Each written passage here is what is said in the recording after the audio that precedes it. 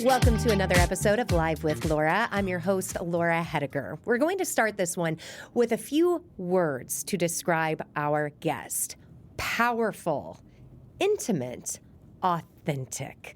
Those are just a few of the descriptions I came up with when thinking about Sinead Angel. And once you meet her and hear how she sings, you're going to say, oh my gosh, it should be Sinead Angel, because she truly has the voice of an angel. She is here in studio with us, a local singer, songwriter, musician, performer. She does it all. Sinead, it's so good to see you. Hi, how's it going? Very good for me. How are you? I'm wonderful. Thank you for being here today. Thanks for having me. I'm very excited. We've been lucky enough on Great Day St. Louis to have you on the show a few times, performing some of your original songs. Mm-hmm. You also have an alter ego. Yeah. Who is that? So I'm the Taylor in Taylorville, the local St. Louis tribute band, but we also tour nationally. So for Taylor Swift. Yep.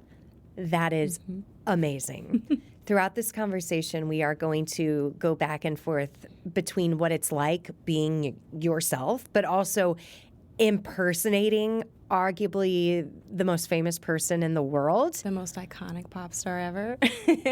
But I'm guessing it has to be a whole lot of fun. Oh my God. That's the number one thing. It's fun. And you see all the smiles from the people who go to the shows. Mm-hmm. Let's talk about you before we talk about Taylorville. Where are you from? How did you get your start in singing? So I was born in England, but my parents shortly afterwards moved to Baltimore, Maryland. That's where they met. My dad was from Ireland. My mom was from New York. They somehow both ended up in Baltimore. And then, I grew up there in Baltimore. My dad was a bartender, then bar manager, then bar owner over the course of a decade. And I grew up just in that environment. It was the 90s. It was a different time, you know. Mm-hmm. And in between the sets of the bands that would play, they would always let me sing. And so I just got used to singing into a microphone at a very young age. And just everyone was like, oh, she's so cute. The applause. I'm like, oh, I want to do this, I think. And just through school, I started joining every choir I could, got into musical theater, all of the things, just performing, and decided to go to college for it. So I started off in community college, got my associates in classical voice. Opera wasn't for me, though, to be quite honest. I can't do that very well. And then when I got to undergrad, I switched to jazz, and that was when I really started finding my voice, and feeling comfortable, and really, I loved it.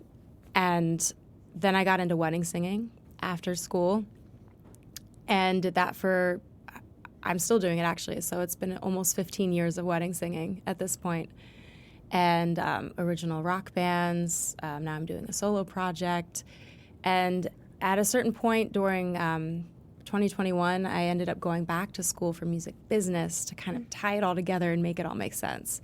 So that was through Berklee College of Music, but online, because I had life things going on, being a mom and all that stuff. So, and when did you come to St. Louis?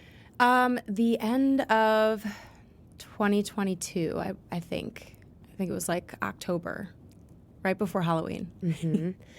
And how has the music scene been in St. Louis? It's been really inviting and warm, and I don't get out into it as much as I'd like to because I do have a small kid, and me and my husband moved here. We didn't have family here already, so our support system is babysitters. So if we leave the house, we got to pay for it, you know.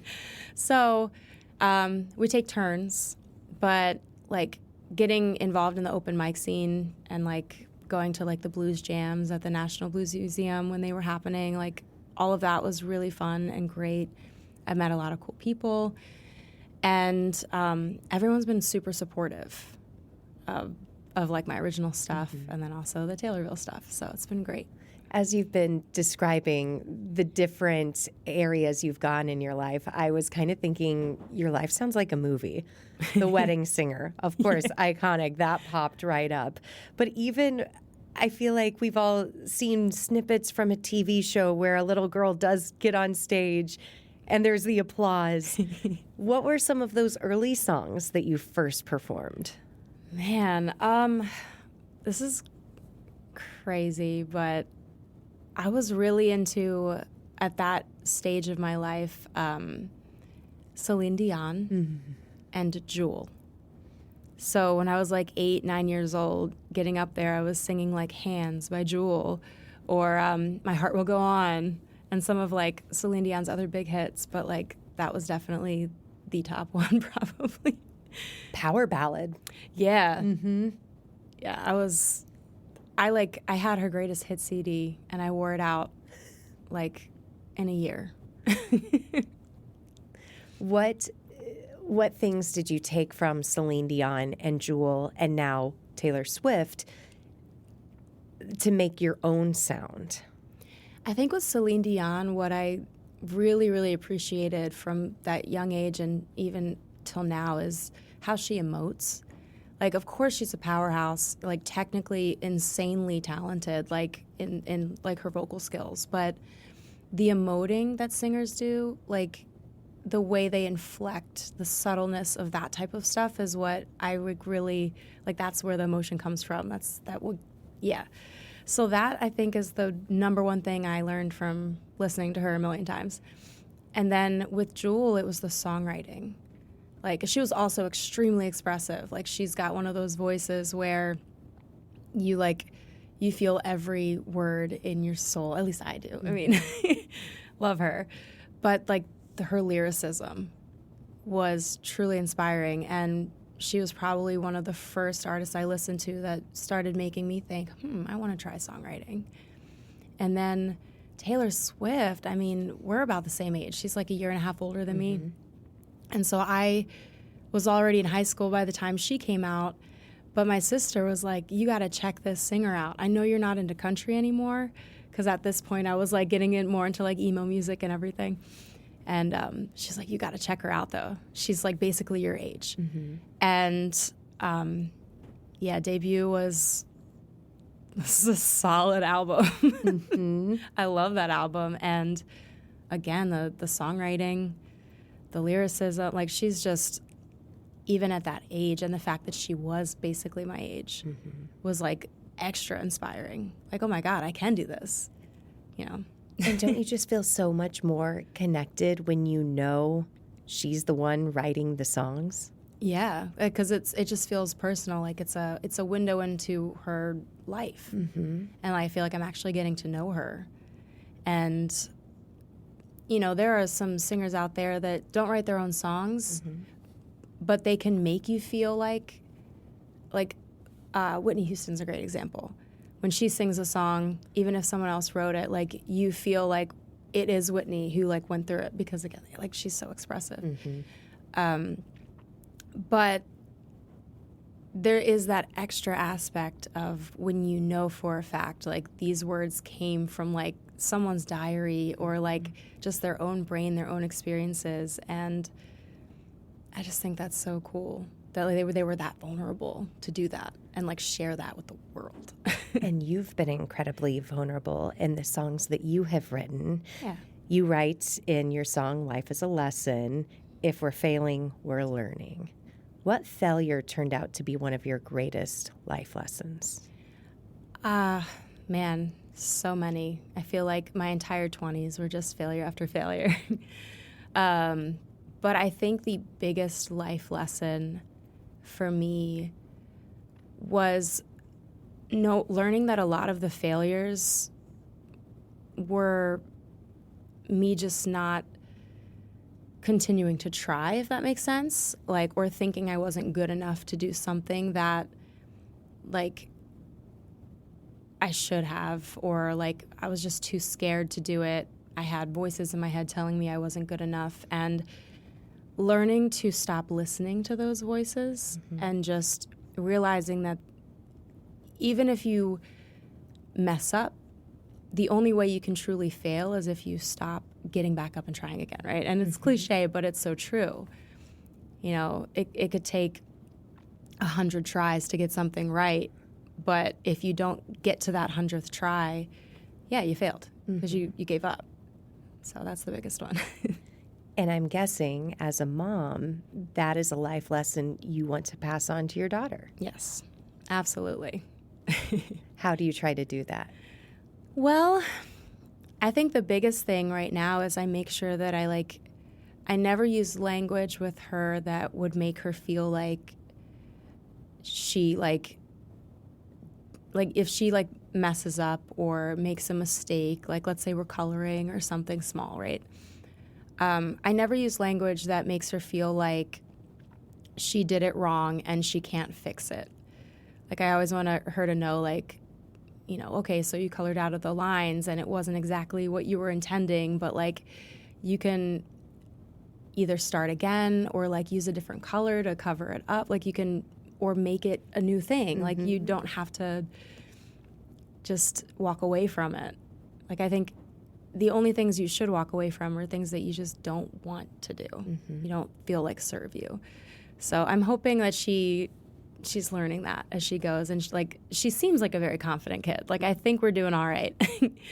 Because I'll be like, you're strong. She's like, I know I am. Or like, you're brave. She's like, yeah, I am. So I think we're doing all right. Yes. And she's very young. So to already have that confidence in herself, that is beautiful. Yeah. And you mentioned walking away. Was there ever a point that you wanted to walk away from music? Yeah. I think it was right. So I had moved to New Orleans the end of 2019, and I was like, okay, I'm going to come here, and like this is the music scene that I want to be involved in, and I want to do this. And then, like, you know, the pandemic happened right at 2020, right at the start of me trying to be in a new city. And I almost kind of took it as like a message from the universe, like maybe this isn't the way right now. Like maybe this isn't for you because like everything's going wrong. And I'm sure a lot of people felt that way during that because like everything was shut down. But it was just like, it was a time to reevaluate like everything in my life, try new things, like take different routes. I like, you know, looked into getting a health coaching certificate. I taught English for a while with New Orleans public schools, and by a while I mean 4 months because it's really hard to do that on Zoom. Like I couldn't make it to when they opened the schools back up. But here's all these other things that I'm trying, and I'm realizing, one, I don't know if this is for me. It doesn't feel right. Maybe these are things I should walk away from because it's just not sitting with my soul the way music was. But then I I met my husband down there around this time, and like during that time we also decided to have a baby. And so now I'm trying my hand at motherhood, getting used to that. Like this is new for me. But I just kept thinking about music. I still was writing. I was still like, I would go on Craigslist and like see like on the music boards, like if there was anyone in town that was like looking for a singer. Like I never stopped like looking, even though I was not actively gigging, not actively like, it wasn't my job at the time. I wasn't making money off of it. So I don't know. That's the closest I've ever been to walking away though. What was that first gig you remember booking during this time? Like getting back to it? So I found this group of guys on Craigslist that were putting together a band. And they said they were like looking for a Stevie Nicks without the habit. And I thought that was it was funny. I felt bad, but like I love Stevie Nicks, and she's been through so much, and she's had quite a wild ride, but they were obviously talking about a specific time in her life. But I heard Stevie Nicks. I'm like, I like Stevie Nicks. So I like reached out to them, and our very first gig was just on a porch. Like it was just their porch, and we like were, and that's, you know, common in New Orleans. There's music everywhere. But we set up our PA and we like played for 2 hours and mostly covers. And it felt good, even though it was just a porch. Like I was like, oh, I want to do this more. I want to get back into this. And then I didn't really have my first real gig until I moved to St. Louis. And I think it was, where was it? It was either a wedding gig or it was at Hi-Hat. I love that you say it was a porch. It was just a porch. I think that's a good moment to pause because Sinead went from just a porch to now being the headlining Taylorville of the Taylor Swift tribute band that's based here in St. Louis, but yet travels across the country. So you have come a very long way from just that porch. This is a fun conversation. We are going to learn so much more about what it's like to take on the persona, again, of the most famous person in the world as we sit here with Sinead Angel. I encourage you to share this with any of your friends who are big Swifties or anyone who is musically inclined or has questioned their passion and if they should continue to do it, because Sinead is sitting here saying, yes, follow it. If it's in your heart and your soul, there's probably a reason for that. Yeah. We'll be right back with more Live with Laura.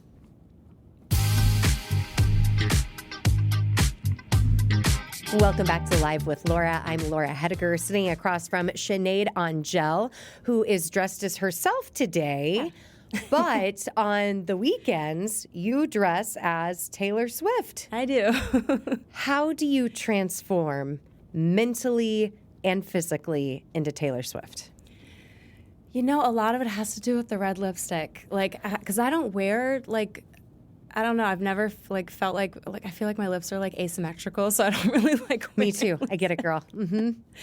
So like, there's something about just putting on the cat eye and the red lips, and then I got bangs for it, you know. So like once they're, because I normally just wear them because I have cowlicks, you know.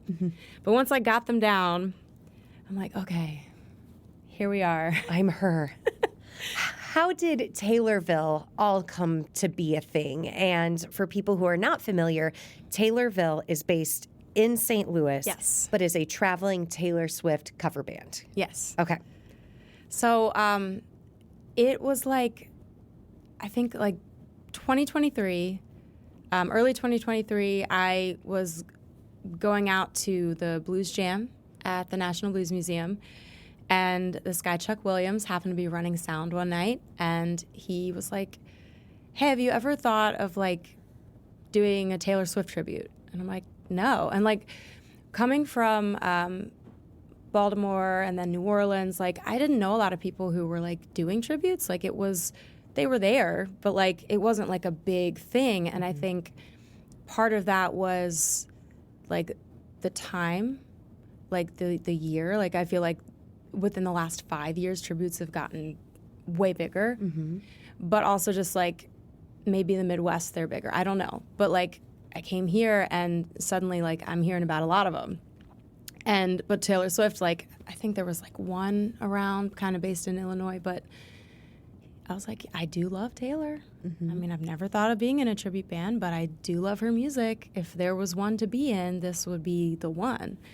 So like a few months later, he reaches out and asks me if I wanted to come audition because him and a few of his friends were like getting a tribute together. Like it was just going to be like one show, but they wanted to like make it big and have fun with it. And he's done a couple of other things, like an Amy Winehouse tribute is a great example of one he's done. So I like came and sang a few songs with them, and then they were like, yeah, okay, sounds great, let's do it. So we like had this show at Kirkwood Performing Arts Center, and shortly after it was announced, it sold out. And then we added another one, and then that sold out. And then we did the shows, and they went really well, especially considering it was like our first ones. And this was my first big performance since like taking my hiatus and then like trying to get back into stuff, but also probably my biggest performance to date, like of my life, outside of singing like, you know, in a musical or something. So I was so scared. I was so nervous. I only had like 4 costumes out of all the eras. I didn't really realize until after the fact how big the costume aspect was, you know. So it was like a learning curve, and we just got such good reception. And in the meet and greet line, which I also was not prepared for, like I was like, so, there's going to be like 5 people, but it was like a crazy line. I'm like, oh my gosh. And there were some people asking, so where's your next tour stop? I'm like, this was our first show. Like, we've never done this before.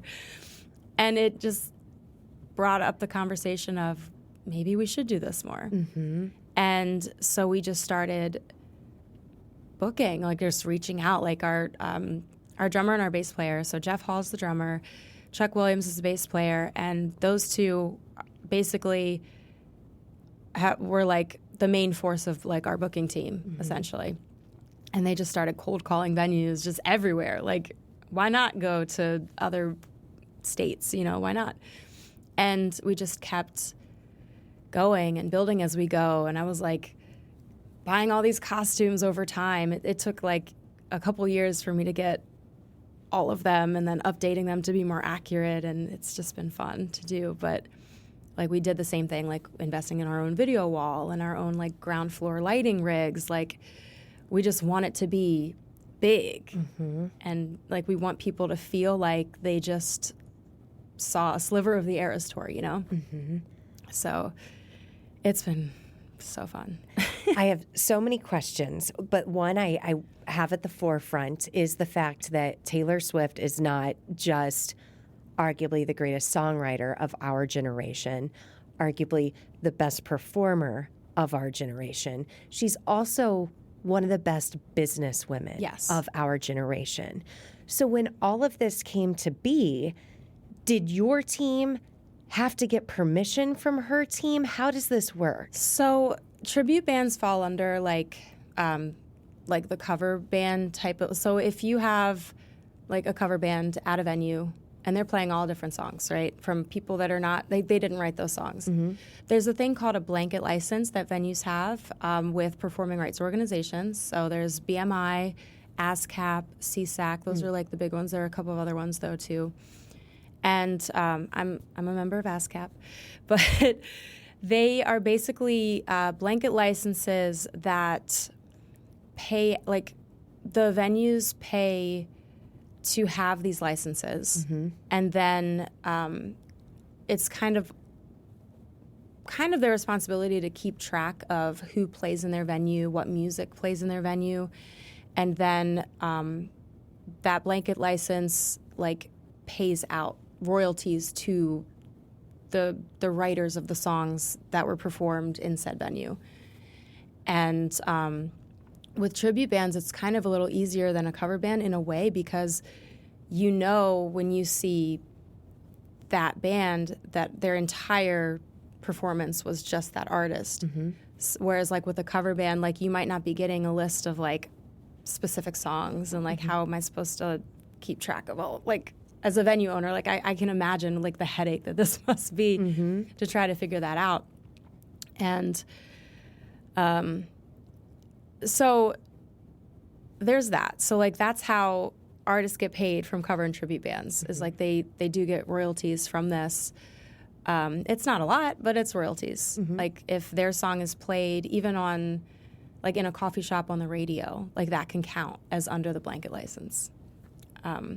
Now where her management team did reach out to us about at a certain point, because they did start reaching out to these tributes, is like trademark stuff. So like if we're selling merch, like we have to be very careful not to put anything that she's trademarked on like a t-shirt or something, and like even imagery and stuff. So our t-shirts are pretty basic for a reason, and that's just because we don't want to like impose on her trademarks.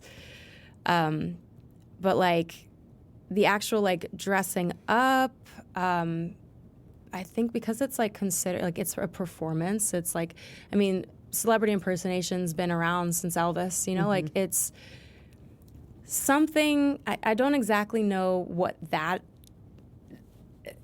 like I know more about like the performing the songs thing and the trademark thing than I do about like how that is navigated, but I just know that I mean, they're not suing us. So, I mean, like, as long as, and they gave us this big disclaimer to put on stuff to just basically be like, you know, we're not like condoning this or saying you can't do it. You know, we're neutral, staying neutral. But if you're going to do it, you need to be making sure that you're letting everyone know that you are, in fact, not Taylor, that this is fan-sponsored, that, like, this is your idea, we're not affiliated, and we're not liable, you know, legal stuff. Yeah. So we do put that disclaimer on everything. And, yeah, so that's where it's at. It's fascinating. And what's also interesting, you mentioned Elvis impersonators, and I just had like a flashback to Vegas, you know. But during Elvis's time, yes, there was video of him. This is the most photographed and recorded person again on the planet, which for what you do, I'm sure is a beautiful gift because you can study this woman from so many different angles. But wow, that's a huge inventory of stuff to be like, okay, this is how she emotes, as you mentioned earlier. This is what she does with her arm during this song. How is that preparing? So I've watched a lot of the Eras Tour on Disney Plus. Yes, so did I. And as far as like movement goes, I like to take some of her mannerisms, but also like not completely, like I don't want to completely copy everything she's doing, because there's also an element of it that I learned from musical theater that like even choreography, it's copyrightable. It's like, so there's a specific reason why, like, even when we have our dancers, like, we're not doing the Eras Tour choreography because that doesn't have a blanket license, you know, and I don't want to impose on that. So we kind of like do things a little differently. But just like certain mannerisms, like the way she like puts her arm out, or like certain facial expressions, like I do incorporate that just because like I want to give moments of like, oh wait, I forgot that this is just a tribute, you know, just moments. But I also still like let myself have a little like of my own personality sneak in as well. So it's kind of like a hybrid thing. And those moments are also what makes it so special to the people who are at your shows. I was not able to go to an Eras Tour. As you know, they didn't come to St. Louis. Closest was Kansas City and Chicago. But those tickets were so crazy. I couldn't afford it. No. I never got to go. No. And even if she ends up going on tour again, think of how much they're going to be in 2 years, in 3 years. What a gift this is to normal people. Yeah. Do you feel that?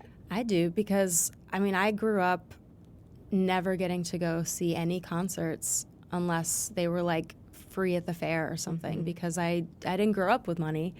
And even now, I don't have the money to, like, you know, I'm still making, like, I'm probably making less than what I made as a teacher, you know, because, like, we invest so much back into the show, like, and we take a, you know. So it's not like I could spend like $1,000 on a ticket for something. There's just no way. Like, I can't even look at $300 and be like, I could do that. It just doesn't make sense economically. And I'm wondering if like the whole Live Nation Ticketmaster separation that has to kind of happen now might help with bringing ticket prices back down. I hope so. Because I know there were so many people that we talked to that were saying that they were going to the Eras Tour in Europe because it was cheaper to buy a ticket to a European show, get the plane tickets, get the hotels, make a whole vacation, than to actually go to a show in their city. Doesn't that just make you sick? Yeah. So, I mean, I feel like that's a big showcase of, like, it's not like she was deciding this. And there are moments where, like, if you like look at some articles or some legal things, like, she was fighting against it. This was definitely a monopoly between Live Nation and Ticketmaster. And it's been discussed many, many times in Congress. And as you mentioned, things are starting to separate, it sounds like. Yeah. Because regular people, I think, are comfortable paying people what they're worth. Yeah. But it's when you tack on the extra this and this and this and this and this that it's like, oh my gosh. You just got back from a huge show in Arkansas. Mm-hmm. How many shows are you doing a year with Taylorville? I think we're doing on average like 50. That's every weekend. Pretty much. Like some weekends are like more's going on than others. But yeah, it's like on average we've been doing about 50 a year. Yeah. How do you keep your voice in shape and just you physically and mentally and emotionally able to do all of this? Also with a young daughter, with a husband. That's a lot. It's a lot to balance, yeah. Well, the voice part is probably the easiest, and that's all of the training I got in school was just, a lot of being able to like have stamina for longer shows, and then all the wedding singing and the bar gigs where you're doing like, those are like between 3 and 4 hours long. And a lot of the songs people want to hear are like these powerhouse belty songs. So I've just had to, over the years, like just learn how to have stamina with that. And the first year of this was tough because I had just had nose surgery, and I didn't really have access to like this area of like the mask, so to speak. And that made it a little more difficult. Like those shows really, they were tough. But once I fully recovered and I was like, wow, I can like breathe normally again and like I can sing normally again, I can just like even hear the difference between those early shows and now. And then also like the difference in how I feel. Like, oh, I could do that again. Like I'm not tired out. I'm not worn out. But just watching what I'm eating, day of show, making sure I'm staying hydrated. And when it comes to the work-life balance, I'm really happy it is just weekends, because as a mom, I don't think I could do a tour that's like we're gone for 3 months and then we come back. Like I just couldn't do that. That would be really hard. And it's been hard even just being gone for like 2 to 5 days at a time. But at this point, I think my daughter is kind of like a little more used to it because we've been doing this for a couple years now. And it's so cute because sometimes she'll get to come to the show. Like if we're not too far away or if it's a home show, like she'll come. My husband will come with her. And now, like I just recently purchased a bunch of like costumes for her because she started doing like, she wants to do the show. So we'll be in the living room and she's like, okay, the show's starting. And she'll come out in like a princess dress, sing a song, go back, come out in a baby shark outfit. Like, so I got her some of the, I got her the Reputation costume and the Lover bodysuit and like the Midnight's t-shirt dress, So now she's like able to do the show. And I think, yes, it's been hard, but seeing how it's inspired her has been really cool. And it shows her that her mom's pretty powerful and cool. Yeah. And has this beautiful talent that she uses to make other people happy. Yeah. The only time it's a problem is when I'm on stage and she's in the audience and I'm giving all the other kids high fives.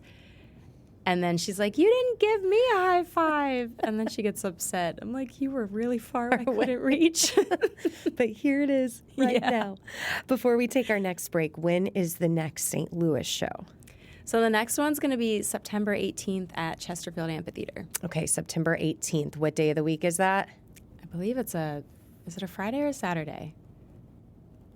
Oh, I don't know offhand. We can look that up. Yeah. Chesterfield Amphitheater. Are tickets on sale? Yes, they are. Where can people go? You can either go to Chesterfield Amphitheater's website or our website. Should I be looking at a different camera? But yeah. So TaylorvilleBand.com is an easy one TaylorvilleBand.com. Again, that show coming up at the Chesterfield Amphitheater, which is a fantastic venue. September 18th, we are sitting across from Sinead Angel, who is a local singer and songwriter and also the lead performer as Taylor Swift in St. Louis's own Taylorville Tribute Band. We'll be right back to wrap things up on Live with Laura.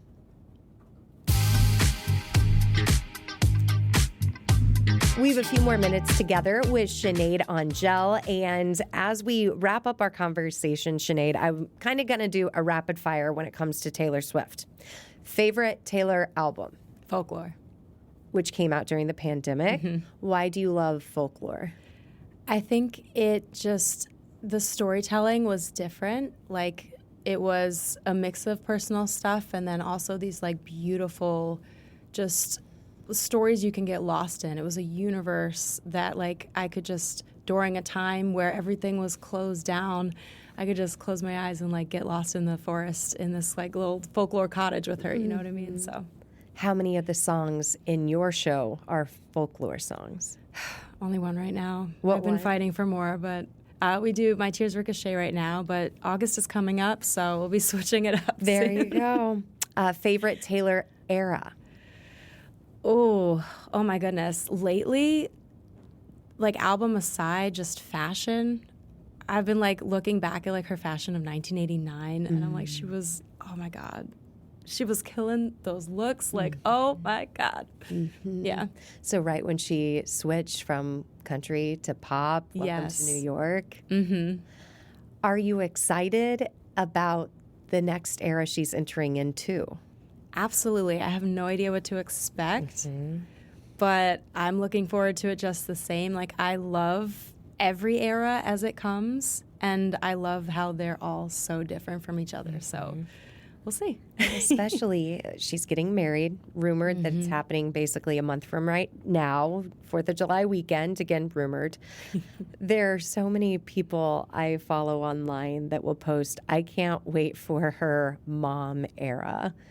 Where she does share stories because she's been very open and honest that that's what she wants. I mean, in Life of a Showgirl, she talks about in Wish List that she wants the driveway with the basketball hoop and kids that look like them. As a mom, what are you looking the most forward to from that period that it sounds like she's embarking on? I think it's going to open the floodgates to an entirely new set of inspiration for her. And I have no idea, like, because motherhood can bring on so many kinds of emotions. And it's such a unique experience, yet also a shared one. Like, it's like, there's a lot of common things. Like, I can bond with any mom over something. But at the same time, it's a completely unique experience. So I'll be very interested to see what kinds of, like, lyrics come out of that. Because I don't know, like, is she going to struggle with it? Is it going to come naturally? Like, you never know, like, with motherhood. And all I know is it's going to be great music. It absolutely is. Most underrated Taylor Swift song? Oh, that's hard. She's got so many. But again, going back to Folklore, if I were to say like one of, actually I'm going to give two, but one's not underrated. One is from Life of a Showgirl, and that is Ruin the Friendship. And I know for a fact a lot of people are like, no, that song's great. But it wasn't a single, so it's not one of her better known ones, I guess. But Seven from Folklore, that song, oof. Can you sing a few lyrics? I don't want to sing it, but like I can tell you the storyline. Okay. It's like from the eyes of a child, and like two best friends, and it hints at the fact that one of the children comes from a home where things aren't so great, and the other friend is kind of like just talking about like we could just like go to India or like, you know, like let's just run away together and all this stuff. And it reminds me a little bit of Forrest Gump, and then also a little bit of, what was that movie? A Little Princess. I don't know if you've seen that movie, but look, it's a great movie. But like those themes and like the story elements, and it's just like I come from a childhood that was a bit chaotic, so like that song hits me hard for sure. And I'm sure it hits a lot of other people Yeah. too. And I think it's so underrated. Cats or dogs? Cats. Were you a Absolutely cat fan cats. beforehand? Yeah. Then it was meant to be. It was. Oh my gosh. Glitter or sequins? Oh, sequins, because glitter just, you can't get rid of it once it's there. Sticks to everything. Yeah.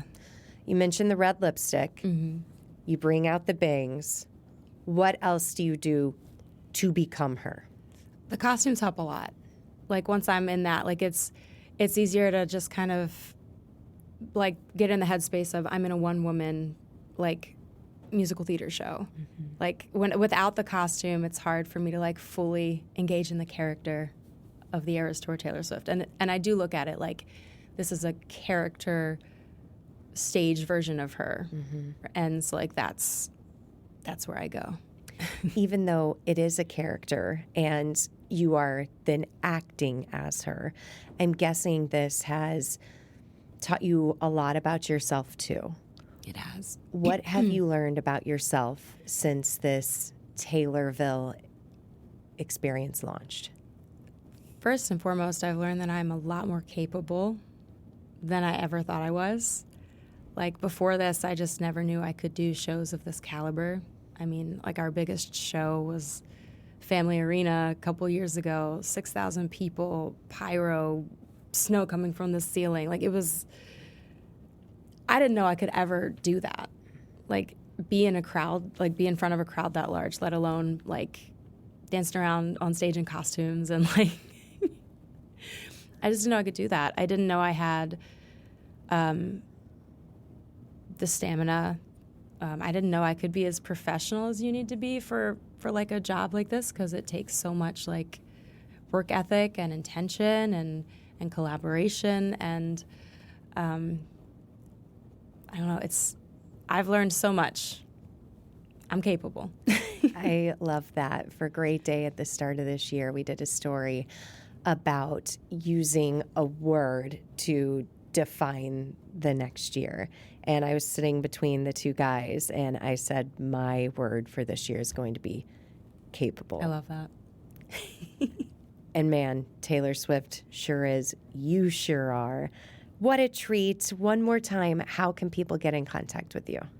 So I'm on social media all the time. So you could do, you could find Taylorville Band on all the socials. We're trying to build up our following so we can bring our show to more places. And so follow at Taylorville Band. I'm the one running it, so that's where you can talk to me.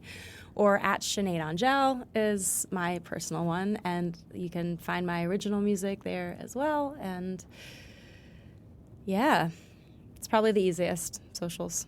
And personally, what do you think your next era is going to be? My next era is going to be all about setting boundaries. My last EP was all about reflecting on self-sabotaging behaviors, and now I am writing a lot about, I'm not always the problem. And it's going to be great. It's going to be lighter. It's going to feel healing, and I'm excited with the songs that have already come out of it. I am so glad you said that, because I think as women, don't we often, when we identify a problem, we think, oh my gosh, what did I do? What did I do? What did I do? And finally, as we get older and a bit wiser, we do realize, maybe it wasn't just all me. Yeah. And that can be really freeing. It is. It's just weight lifted.